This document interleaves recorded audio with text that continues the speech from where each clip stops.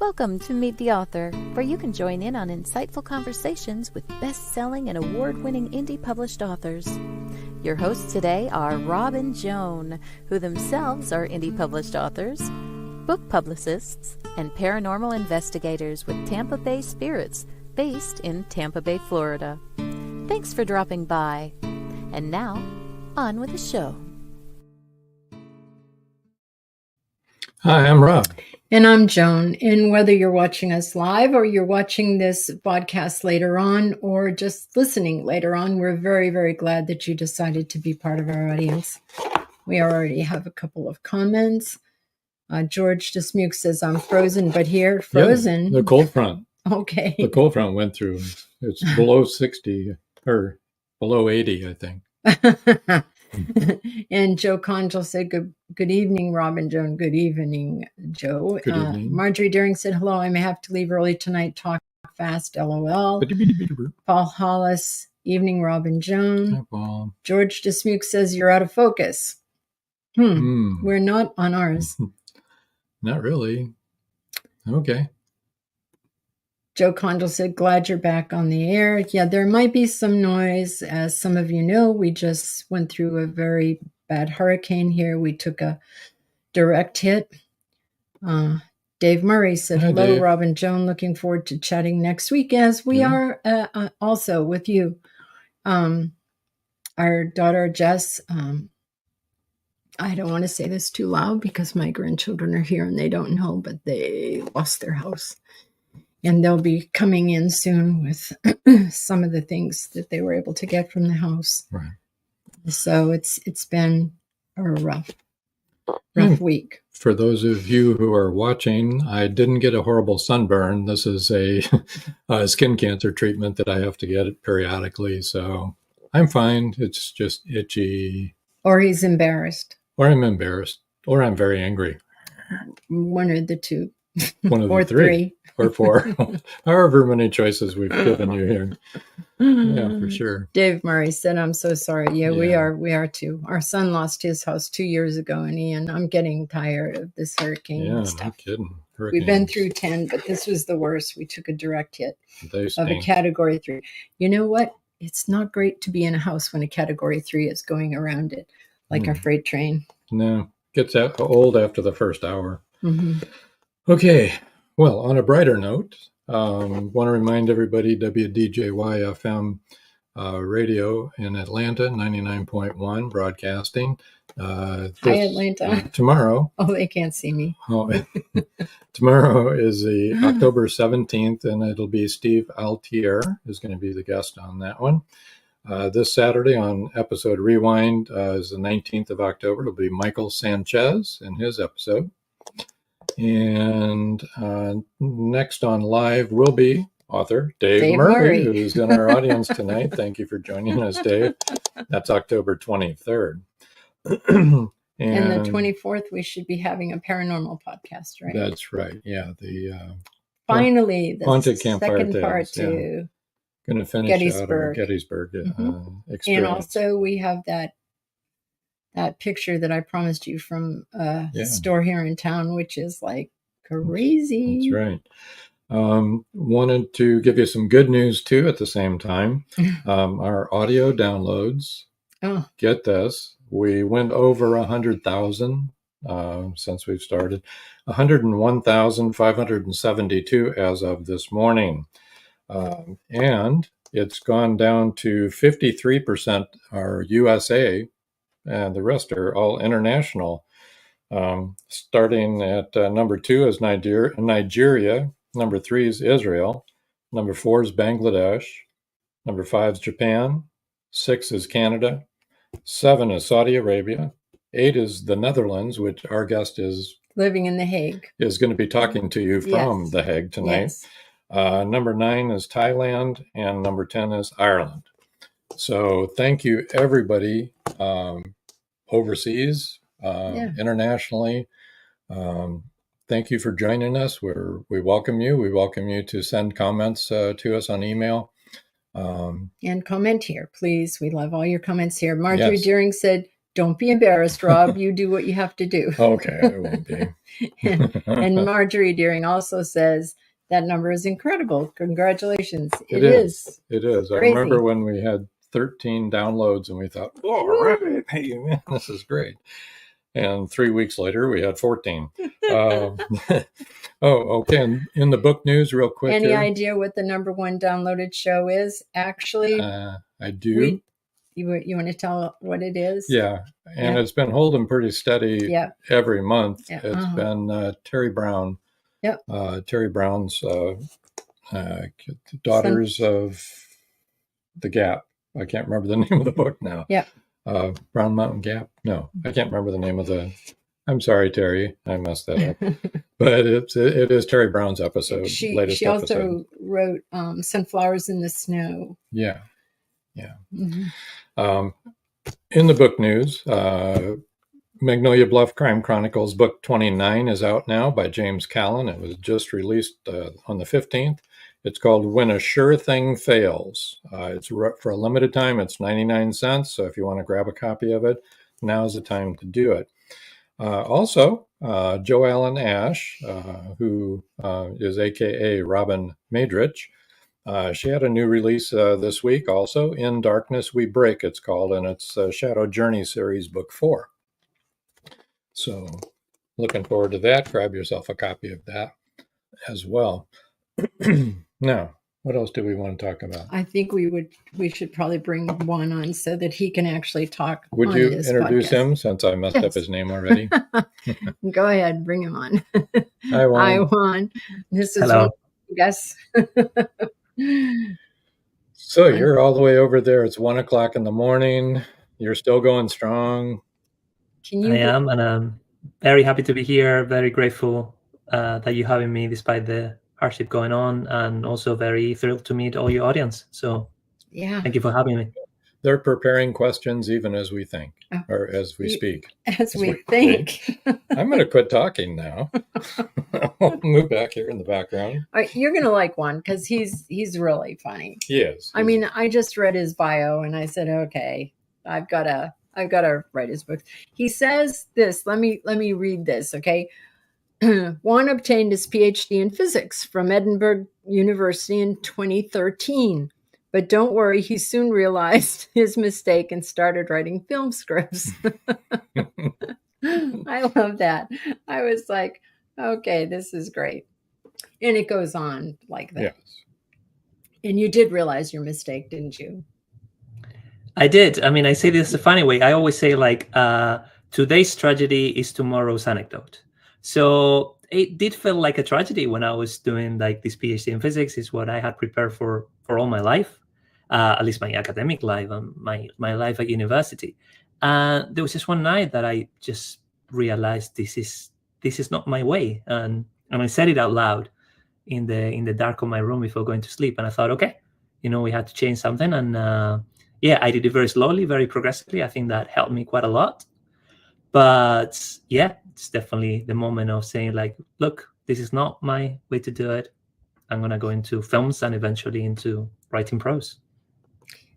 Dave Murray said, I loved how dryly tongue-in-cheek your bio was, Juan. Yeah, it is. It's pretty funny. That's good. I love that. You should look up his bio and read the whole thing because the whole thing is funny. It's very funny. And also informative, informative and funny. And then buy the book. Yeah. And so when you write, do you write the same way that you wrote your bio? Well, there is something that I do in the same way, which is I know that a lot of writers out there hate doing promotional material. And, they can write, they always say this as a joke. I can write 100,000 word novel, but don't ask me to write a 500 word bio. And it's true, because I think it's the feeling that once you've done your big piece and you've edited many times, or you've gone through rounds of feedback, like the last thing that you want to do is to write.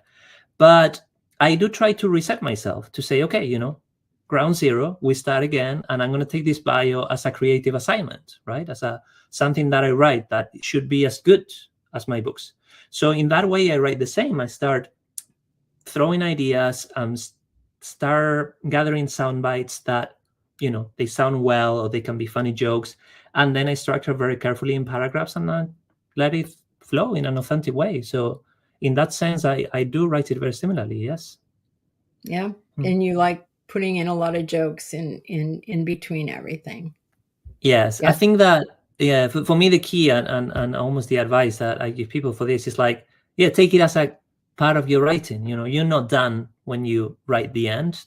There's also other things that you have to write after that. So deep breath, and then just unleash your creativity with these things as well. Joe Conchel says, self-marketing is the dirty little secret we all discover after we're published. Surprise. Indeed. Yes. And it's true, right? Yeah, there's so much, like, I don't know what percentage, some people say is 50%, writing versus the marketing later. But yeah, you do realize that it's a long process, first of all, to find a publisher. We can talk more about that later. Then once you find a publisher, getting the book out in its final form, and then doing a lot of promotional material yourself. And that's when anything that you can learn from others, or anything that you've seen in a promotional campaign, it's really good. It's really useful. Yes, let me bring up this book. Yeah, Broken Horizons. Would you like to tell us a little bit about that without doing any spoilers? Sure. I can tell you how it came to be. So I had this opportunity to move in the Netherlands, and I was in this wonderful startup company called Growth Tribe, and I was surrounded by very clever people. I think it's one of the best things that you can do in life. Be the dumbest person in the room, and be surrounded by really people who know a lot. It's like, that's a great situation. That's a dream. You can learn. If you take that with a good attitude, it's the best. And they taught me so much about marketing, about growth hacking, and about artificial intelligence. I have my background in physics, and that also helped me a lot to understand these things. But they taught me about how to make predictions with AI. They taught me about, for example, how to see hidden patterns within data. We had a very interesting case about a database with 220,000 unsolved murders in the US. And that's the FBI or other institutions that had that kind of software to try to see patterns, to try to see if they can solve some murders, connecting them to other cases. So between 1965 and 2022, there's like in total 340,000 unsolved murders just in the US, right? So of course there's a tantalizing idea. There's like, okay, what if we throw AI to this? What are we gonna find out? What kind of murders are gonna come out? It's like, you have a murder mystery right there. You just need to find the angle. So this was how many of the stories came about. So Broken Horizons is a collection of short sci-fi stories. And the first one is about basically ChatGPT on steroids, right? What happens when ChatGPT becomes better than writers at writing novels, writing every type of content? How is the world going to react? How are writers going to react? And that was my first story. People reacted very well to it. I wrote it like 5 years before ChatGPT was a thing, but of course the technology was getting there. And then like that, I started putting together one story and another story. I got into a nice flow. And when I had 15, I thought, well, this is the moment to publish them all together. Yeah, I've noticed that AI has progressively gotten better with time. At first, it was like, seriously, nah, this is good. But now it's like amazing. I've seen some of the stuff AI can do, and I'm like amazed. I really am. They might put us out of business. I was going to ask you your thoughts on that. Do you think? What do you think about AI writing books? Yeah, it's a tricky question. People always used to say like AI predictions are normally, in 20 years it's going to happen, right? So it's the standard answer. It doesn't matter if it's 2000, 2020. No, in 20 years we'll get there. I think ChatGPT and other large language models really brought AI to the forefront, and there was something like, this is scary how good this is. I don't think they are still there. I don't think AI is able to write as well as human writers can. Especially every time I've interacted with this kind of large language models, they are very bad with ideas. They are very bad with the global form, but they are really good with the detail and the words and the grammar of it, the syntax. So they're definitely doing well. And honestly, if they keep improving the same way, and what's more important with AI is the training data set that they have. So in which plays or screenplays or books are they trained? If you start putting all the books in the world together and you start training them in there, in a few years, yeah, it might be quite possible that they're able to build a solid plot with solid character, good style, good jokes. That makes a novel, pretty much. Right now, I've noticed they do have trouble making sense and being able to tell a story completely, but they're really good with ads and that kind of thing in little snippets, like like a little 30-second snippet. They're pretty good at that. They can pick out the keywords and say, here, this'll work, or even a minute. I know we've used it for little promos and stuff. Yep. And that works good. They can pick out keywords and everything, but when they have to put them together and make sense, it's like you're reading it and you go, well, that didn't make a whole lot of sense. Wait a minute, we've got a comment. AI can never replace the heart a real human adds to a manuscript. That's true because they don't have a heart. Yeah, that's what I was gonna say too, Joe. You're like the Tin Man. Yeah. So. But then comes the interesting question, no? Like where does the heart come in? In which words, in which kind of thing? And I think it has to be with the global design and the global feeling of it. And that's what they cannot get at the moment. They're really far. Yeah. But yeah, I'm not convinced as you are that it can never replace. Like, I hope so. I really hope so. Right. It probably won't be in our lifetime. Dave Murray says it seems unfair that AI is able to vacuum up writers' hard work without compensation. To the hard writer, not to the AI. Yeah. Definitely. Well, what I don't like, a lot of them are dead, is it looks like when you write AI with capital letters, like you should, it looks like Elle. Or A1. Or A1 sauce, yeah. But it's like, hello, Al. Like Hal from 2001 Space Odyssey. But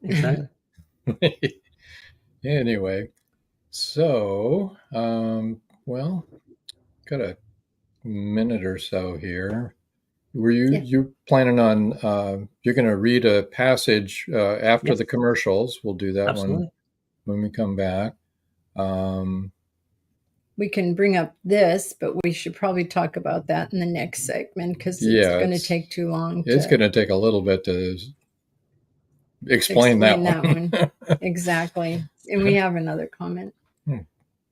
George just makes, pay the computer with artful play. There you go. Yeah.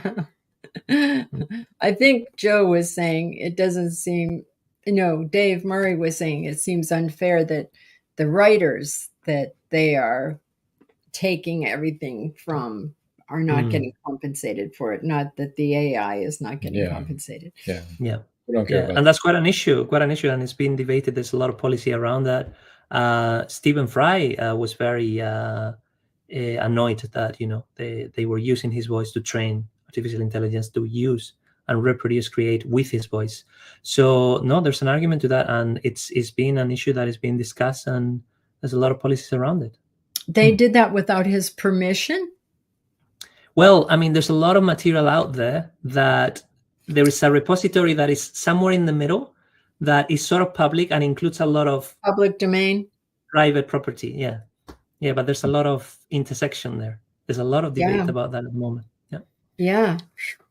Well, I can understand if I were that person that even though everything I said was out there, I still wouldn't want somebody else profiting from that. Mm-hmm. That's not fair.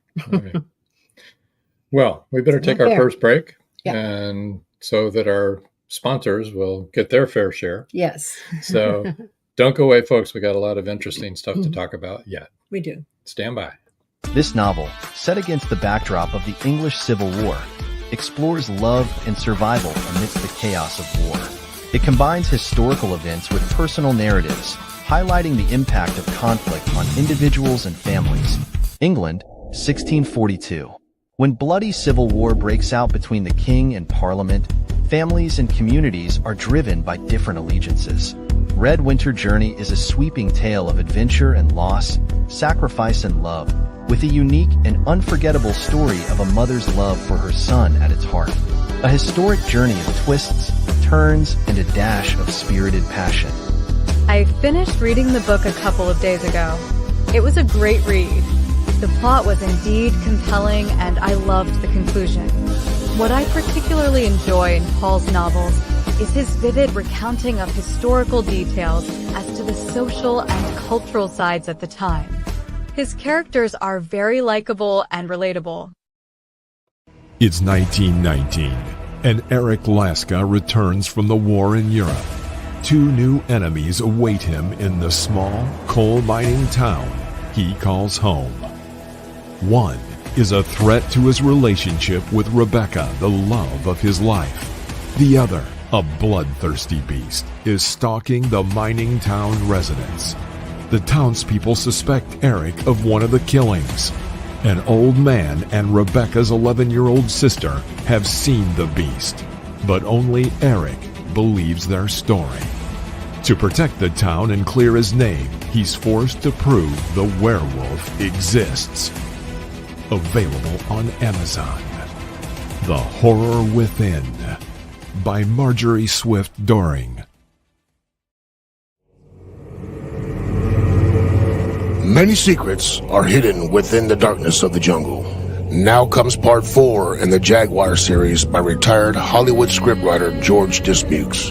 In this saga, Brandon, Andrea, and Naja, the Black Jaguar, go deep into the Mato Grosso jungle on a mission to rescue 2 kidnapped children. During their journey, they encounter many dangers, including Yanomami Indians, bent on revenge for the murder of one of their warriors. Return of the Jaguar is book 4 in the Jaguar series, starting with 2 faces of the Jaguar, the Lost City, and the Jaguar's Quest. All 4 are available on Amazon, Barnes & Noble, and other bookseller websites worldwide. Return of the Jaguar is a must-read.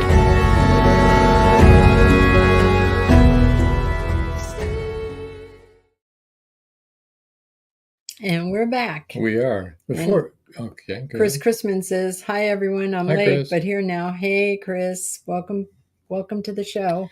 If we could take just a short minute, we've got on the banner here, it says UK author JUAN Venegas. with your name. Can you give us a little kind of history thing of why you're in Netherlands, but you consider yourself a UK author?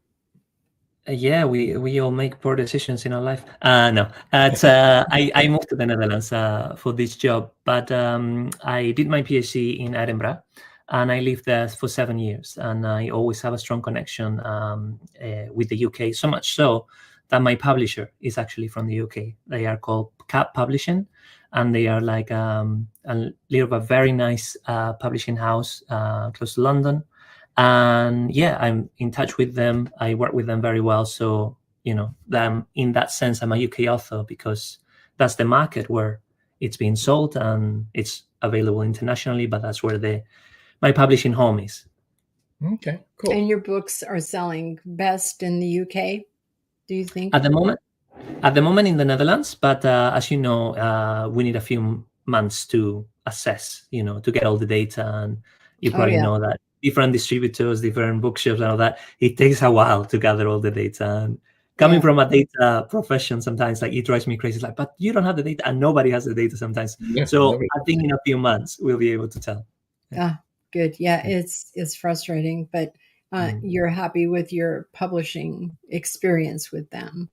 Very much, very much. They were very kind, and they were. I think it's worth mentioning how I came across them, because it's. I think it's interesting learning experience. It definitely was for me.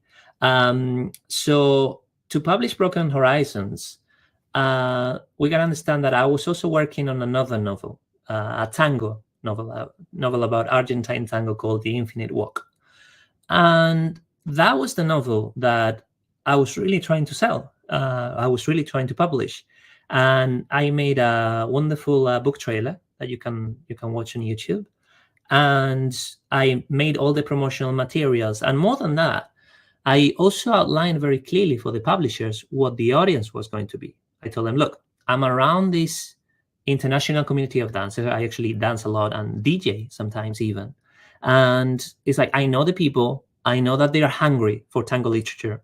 We're going to sell a few thousands of books easily, right? And for a small publisher, that can be a lot. It's like, this person, we know that we have the audience narrowed down already.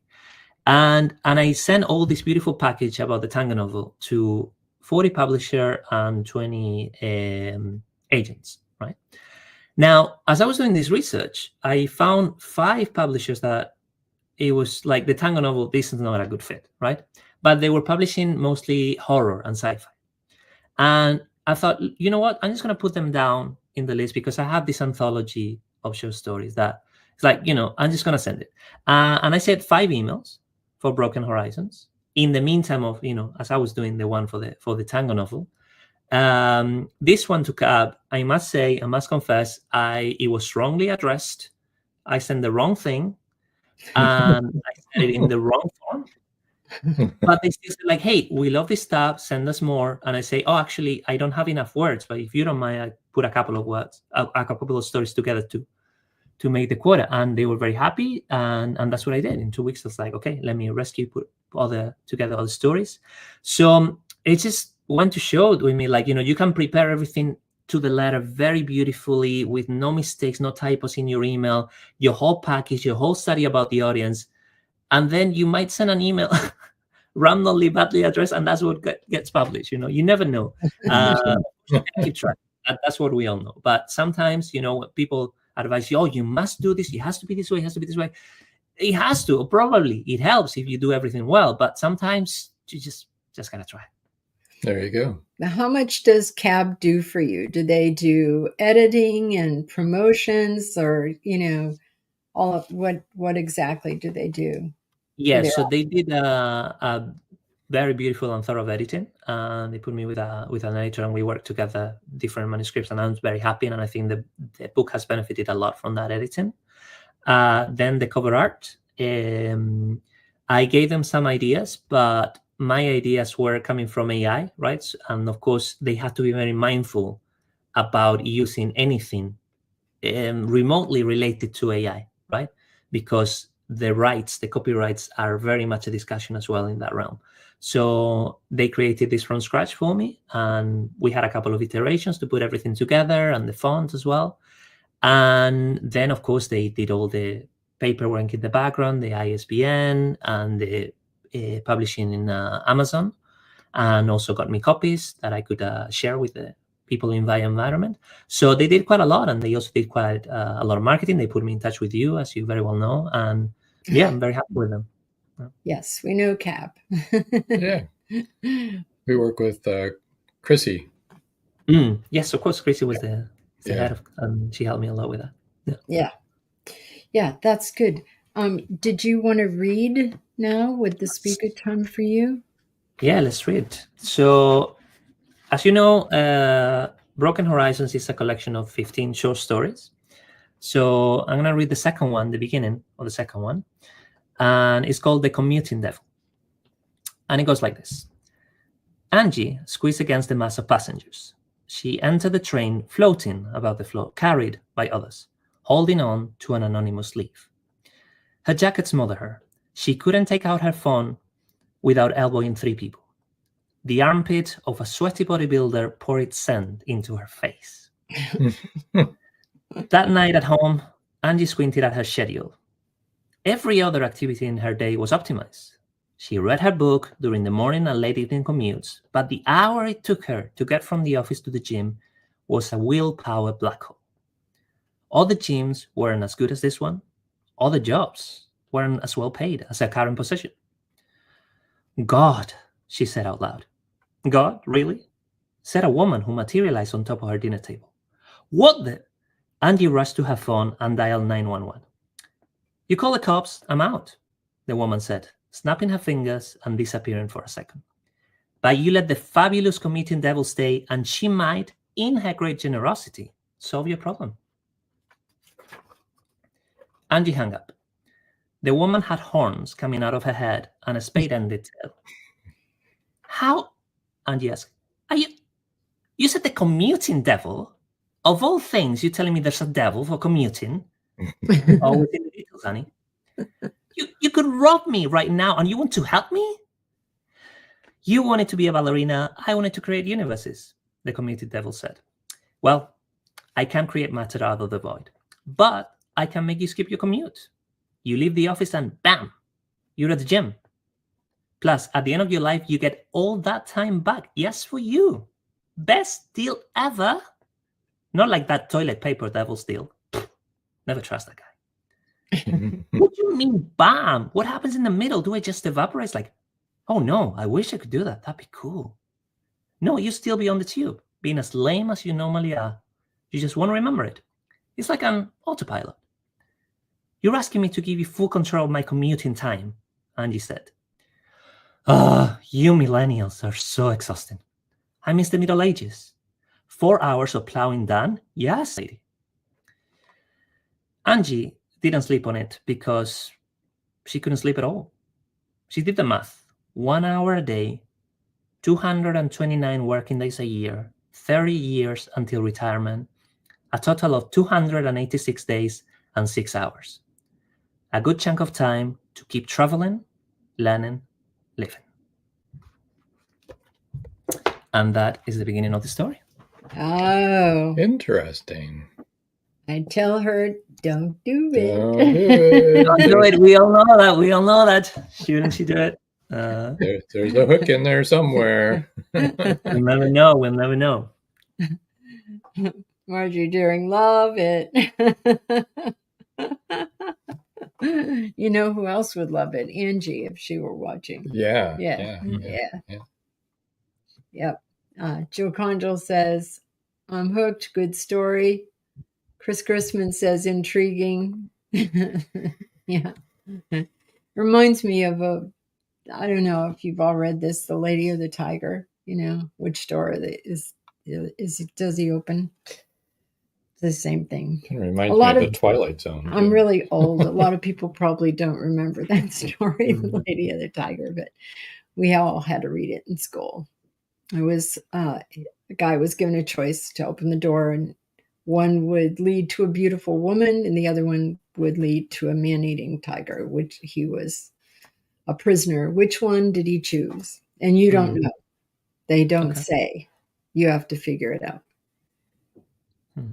Well, that reminds me very much, though. It's a very flavor of the old Twilight Zone TV show. It was like, it is like the old Twilight Zone. Right? Yeah. Yes. Yeah, they were always doing weird things. Especially with the many devil. people have said that, yeah. Like many of the stories. There are other stories that remind people of the Twilight Zone. And yeah, it's just like, of course, you know, we all have inspirations. I try to write directly from what I know from the science. I rather than base myself on other works, I really try to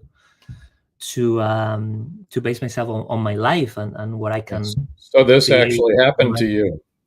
Yes, the other day. Yes, there was a demon. The commuting devil. The commuting devil, right? Yeah. Hey. I met the devil once. I'm convinced. There was a guy who appeared out of nowhere in Singapore, and he's like, told me like, yeah, man, you should move here. And then he disappeared. I was like, Ooh. He said, what was that? What happened? No context whatsoever. I'm still convinced he was the devil. I don't know. Yeah. Maybe he was an angel and maybe you should have moved there. Maybe. I don't know. That's funny. That's funny. Why don't we talk a little bit about your other book, Secondhand Bodies. Secondhand Bodies. Yes. That is. First, can you explain the cover a little bit for the people that can't see it and for the people that can see it, because it needs some explaining. You got some explaining to do. So I told my friend Diego, who's a wonderful artist, Diego Garrido. He told him like, look, I want like something like a head inside a head inside a head inside a head, and as you can see, it's like that 5 times. And he's using different textures of a city and the woods to be able to convey that. And the idea is that this is a body swap story. So you probably know films like Freaky Friday or vice versa. It's a boy-girl thing. There are many. And for those of you who don't know, it's very simple. Like, let's say my mind goes into Justin Bieber's body, and then his mind goes into my body, right? So now Justin has a PhD in physics, and I can sing. So it's a win-win situation. Everybody's happy. And this has been done many times between 2 people. But I thought, what if this happened to everyone in the world at the same time, right? So your mind goes to somewhere in Australia, that person in Australia goes to a woman in Japan, that woman in Japan goes somewhere in Arizona, and a whole rotation of minds. And I thought it was interesting because at this point, it's not a personal drama anymore. It's a societal drama. The politicians are not the politicians. The army is not the army. The doctors are not the doctors. And the whole system starts collapsing, right?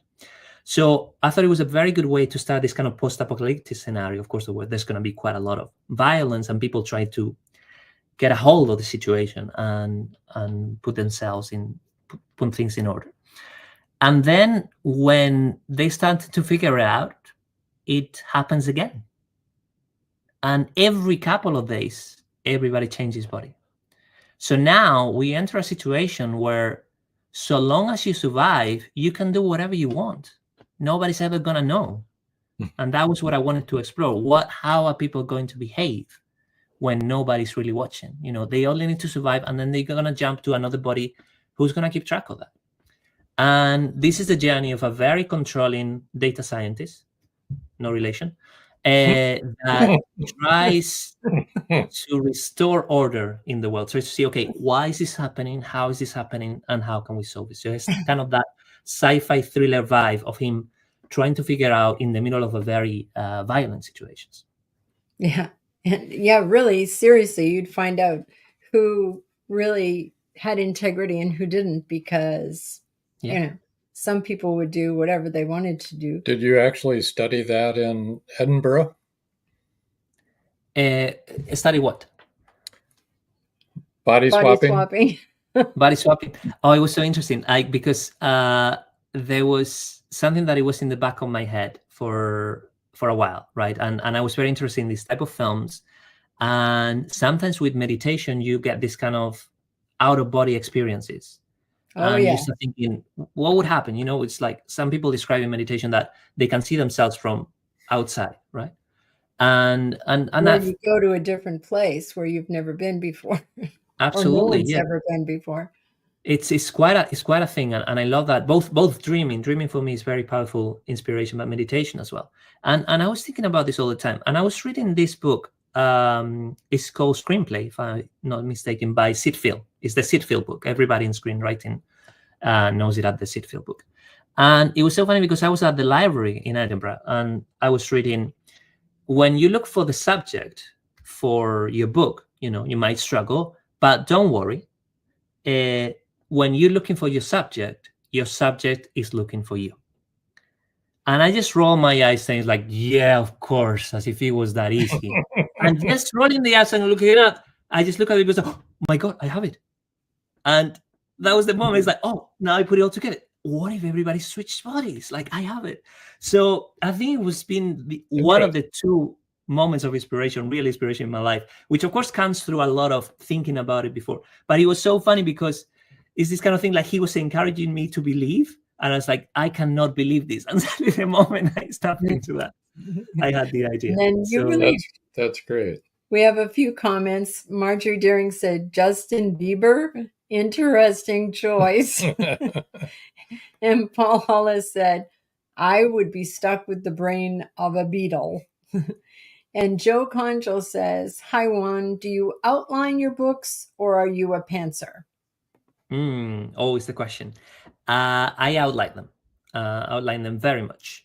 I'm gonna give you, like, I always say this, like, you know, when you hear somebody talking and you wonder what they are holding back or what they're not saying, I can give you straight away my best secret for writing, because it's not a secret. I think a lot of people do it, is to separate the processes of brainstorming from being critical and selecting. It's basically separating writing from editing, separating all these elements. Like, either you are being creative or you're being rational and structured. Trying to do both at the same time is counterproductive. It doesn't work. Like, it's like trying to write an email. It's, I need to write this important email, but how do I start? I cannot say that. No, it's like, just plan it, then you write it, and then you edit it. So I let my imagination go at the beginning, but I don't write. I don't write the text itself. I just write ideas. I write scenes. I write passages, dialogue, which I love very much. And I start brainstorming also the character traits. Then at some point I start putting everything together and I see, okay, I can create a structure organically rather than forcing it from the outside. I can see the structure emerging. And then I do need my sticky notes. So for my first novel in Spanish, I put 180 sticky notes around my bedroom, all around. So you can imagine it was quite intense. If I had a girl coming into my room, seeing that the first night, they would have the moment of doubt. Is this person a serial killer? Hopefully not. I'm not. Yeah. But yeah, there's always that moment of doubt. So I like to alternate both very much. And I think the secret to good writing is to know how to alternate both. Some people might do it later, but you have to do both at some point. And I do like to have everything plotted, and I want to be able to see all my novel before I write the first word. That's very important for me. And then, also very important, writing the first draft as fast as possible. Just get over it. It's going to be painful. It's going to be bad. Just get it over with. Never look back, right? You do look back 2 or 3 times. Oh, you got to look back later. No, but later, yeah. Rewriting. No, not on the first draft. We got to take our last break here. We'll come right back and let everybody know how to reach you, okay? Yeah. Don't go away, folks. The clock is ticking. Can Gracie uncover the truth? Philip Pliant is the wealthy opportunist plastics dealer and CEO of Pliant Industries. He's also a master thief, creating a pervasive threat to the manufacturing infrastructure in the Caribbean islands markets. With the cartel as his stealth client, the naive city leaders have been seduced, enabling the production of more than 3-dimensional building materials. The expected profits are monstrous. Is the art group, now led by Gracie and the family heirs, strong enough to win against this predator? Can JJ's cats act on the root cause analysis in time? Will Gracie be able to squash Pliant and the cartels? Gracie never considered their lives would hang in the balance. The clock is ticking. 5, 4, 3.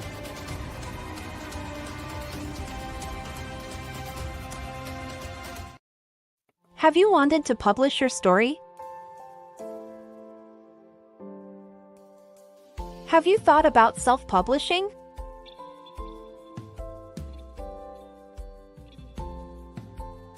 Today is your day. 5-star Amazon review. Self-publish your ebook on Amazon for free in 2024. This ebook is available on Amazon. By Becca L. Jones. Paradise, my prison. Charlie Flint awakens from a deep sleep and finds himself alone on a tropical beach surrounded by a palm tree jungle and exotic animals. He cannot remember who he is or anything about his life. First, he must find food and build shelter and protect himself from hidden dangers. As his memory gradually returns, it reveals what a very flawed person he is.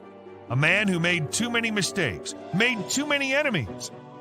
The implications of the truth are staggering. How did Charlie get there?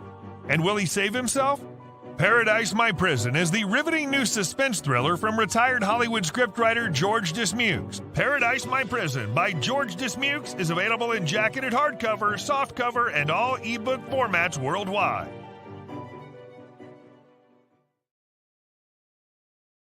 And we're back. Let's see. Here's Dave Murray. He says, "Hi, Juan. I am inspired by your technique, which I could never be disciplined enough to follow. I just picked up the Kindle version of Broken Horizons, and I'm looking forward to reading it." Yeah, it sounds really good. And Joe Conjal says, "Do you ever get a different idea while writing that caused you to deviate from your fully plotted outline, or do you not let that happen?" Mm-hmm. Talking to Dave first, thank you very much. And do be in touch. Like, if you want to have discussions about this, like, I always happy to help and to learn from others how they do it. And to the second question, is like, I get these deviations all the time. And the point of getting a structure is not to narrow it down the story. It's just to make sure you don't have to worry about structure anymore. And then you can be fully free. And then if it goes too much in a tangent, then you say, okay, but remember, I need to go back to the B point. I started in A, I need to go to B. But I can take all sort of tangents and all sort of ideas. I can even change the ending.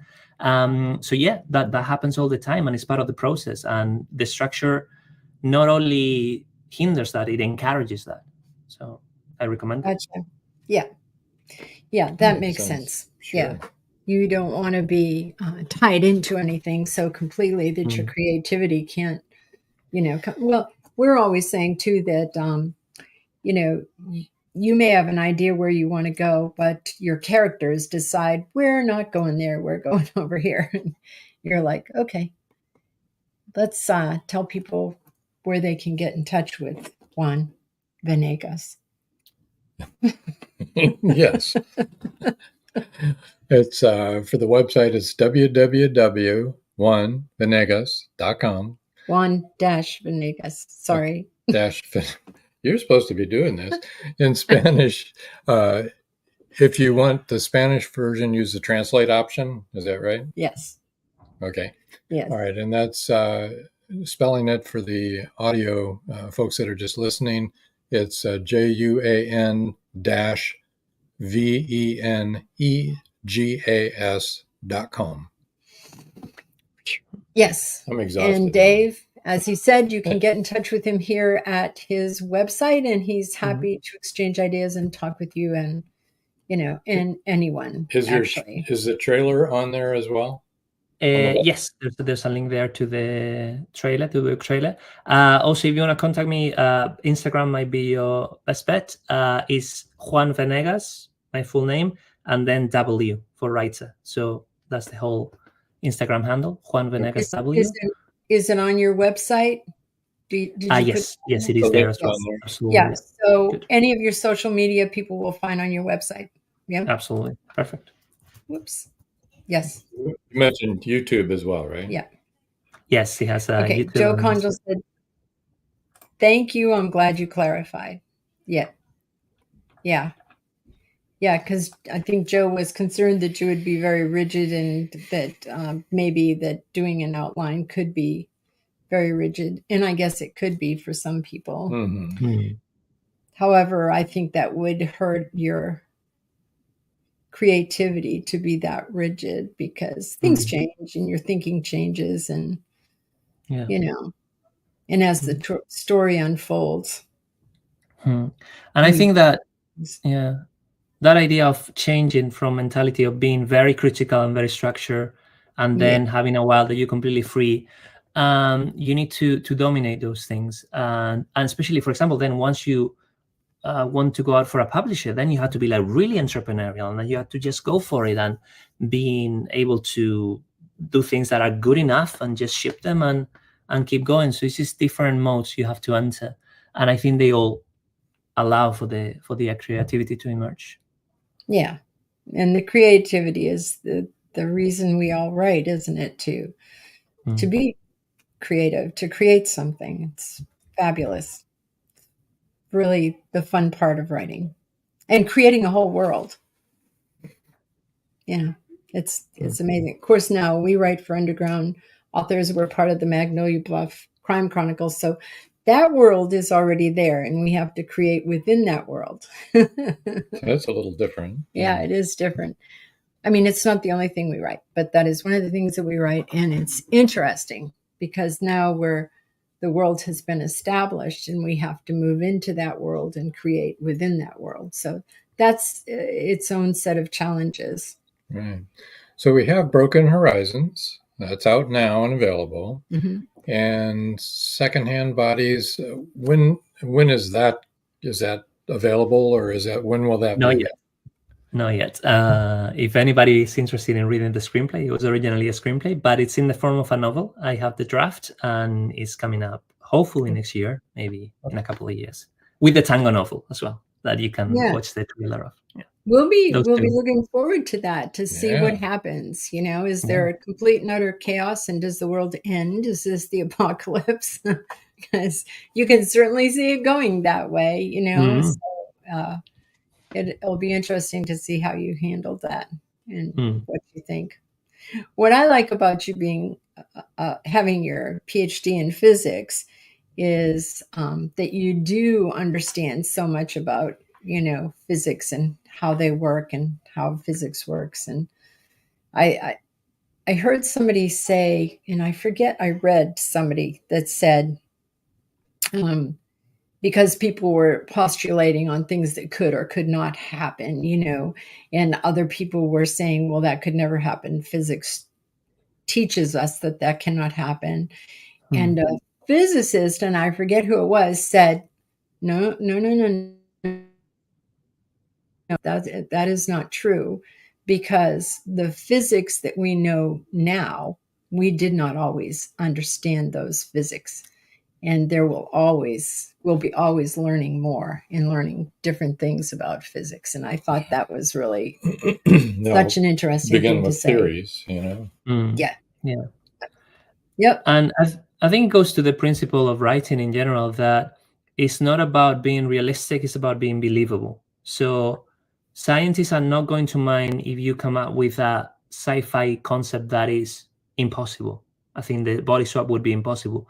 But they want you to have certain logic to it, certain rules, and want to make sure that, okay, I'm going to make this believe, I'm going to have this leap of faith that everybody's switching bodies, but then, build from here. Don't start throwing more random stuff, right? So, so long as you keep it consistent, or even with fantasy, so long as the rules of the magic are consistent, readers are very grateful, and scientists are no different, They just want something that makes sense.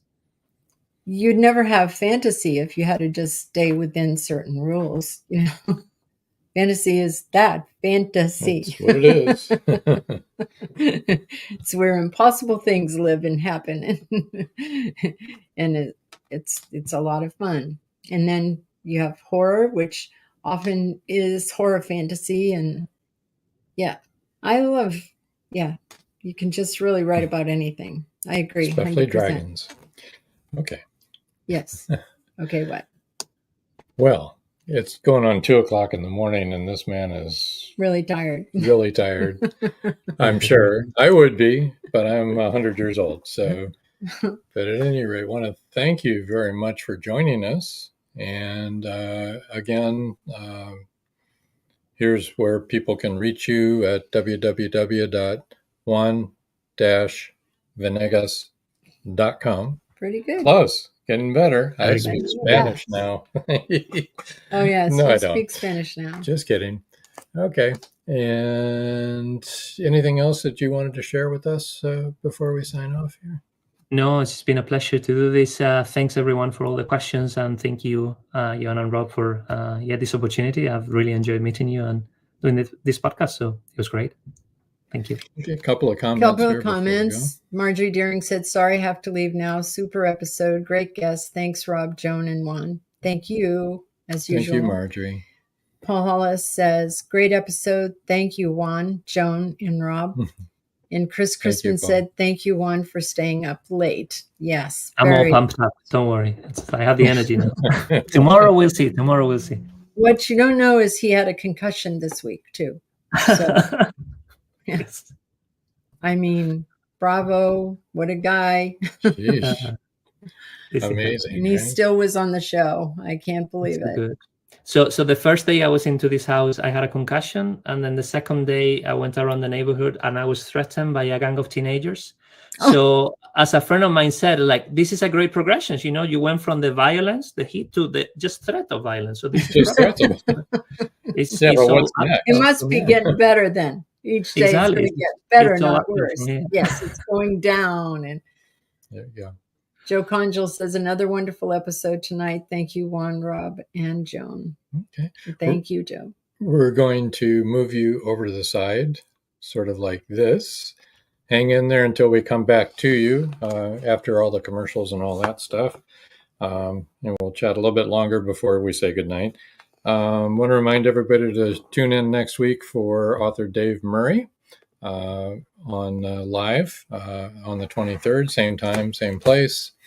And is there anything else that you wanted to talk about or anything?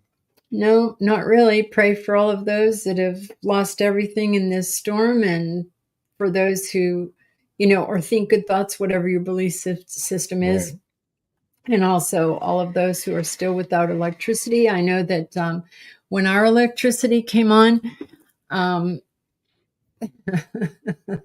it was at 7:00 at night, and we live in a retirement community, and we're all old people, and all of a sudden everybody's running out on the street and yelling and dancing in the street and woohooing. And one of our neighbors, who's like 94, was riding around in a golf cart laughing and having a great time. It was crazy. It was very nice. And the first thing I did was I made a cup of coffee. I have now discovered I am addicted to coffee in the worst possible way. It did taste good. Yes, it really did. And one of our daughters never lost. Our daughter Susan never lost her electricity, and so she made coffee for us every day. Brought it over. But we had to wait. Poor us. Anyway, thank you, Susan. First world problems, people. There you go. Well, I guess until next time. That's all, folks. Night all.